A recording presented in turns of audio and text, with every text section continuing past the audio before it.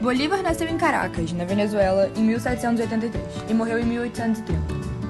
Seu pai faleceu quando tinha 3 anos e aos 9 perde a mãe. Então é adotado por um tio que entrega sua educação a um preceptor. Escrita em 1815 por Simão Bolívar, era uma carta dirigida a um importante comerciante que residia na Jamaica, que naquela época era uma colônia britânica.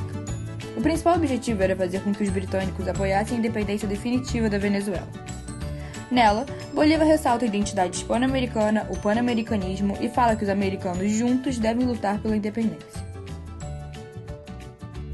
Durante as invasões napoleônicas, a família real da Espanha foi presa. Nisso, 2 líderes militares lutaram junto com seu exército contra os espanhóis que estavam na América Espanhola. São Martín e Simão Bolívar tiveram estratégias bastante parecidas. Os crioulos, brancos nascidos na América Espanhola, ficaram divididos entre os que são leais a Fernando VII, rei da Espanha que estava preso, e os que não são. O exército espanhol dá um golpe em Fernando, iniciando a Revolução Liberal de Cádiz. É imposta uma constituição e um parlamento que Fernando é obrigado a aceitar, gerando o fim da legitimidade real. Por esse motivo, os crioulos, que eram leais pois acreditavam que o poder era dado por Deus, se juntaram aos que queriam a independência. Bolívar e São Martín se encontraram e entraram num acordo que Bolívar comandaria as tropas dos dois. Ele fez com que houvesse independência do México e do Peru. O principal ideal pelo qual o Congresso foi criado era a concretização de uma única unidade política entre todos os povos geograficamente próximos, no caso, entre os hispano-americanos. Porém, os objetivos do Congresso de Panamá começaram a dispersar quando os Estados Unidos da América entraram no jogo. Para os norte-americanos, o fim da escravidão desagrada completamente seus interesses socioeconômicos e políticos.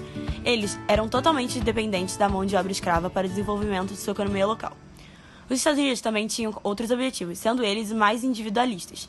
Enquanto Simão queria promover a integração dos países hispano-americanos, tudo que os norte-americanos pretendiam nessa época englobava a expansão de seu território geográfico, o que, no caso, não era compatível com a criação de uma força militar unificada, ou melhor, pan-americana. Princípios que foram estabelecidos pelo Congresso do Panamá. A abolição do tráfico de escravos negros e africanos, o que, infelizmente, não foi algo concretizado em todos os países neste mesmo período.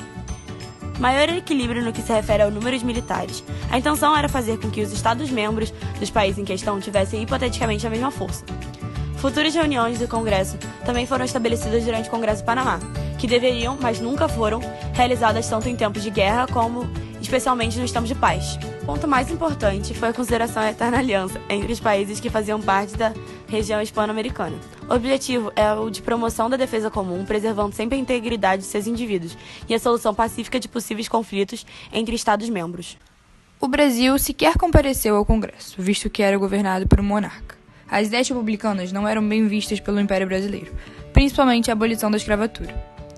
Também ficaram de fora Argentina, Chile, Paraguai, Uruguai e Haiti, que não se interessaram pelas propostas. Com poucos países aliados, ficou inviável a criação da superpotência imaginada por Bolívar. O Congresso não teve exatamente uma importância histórica. Ele foi mais para estudo sobre o próprio e foi feito como base para outros acontecimentos históricos.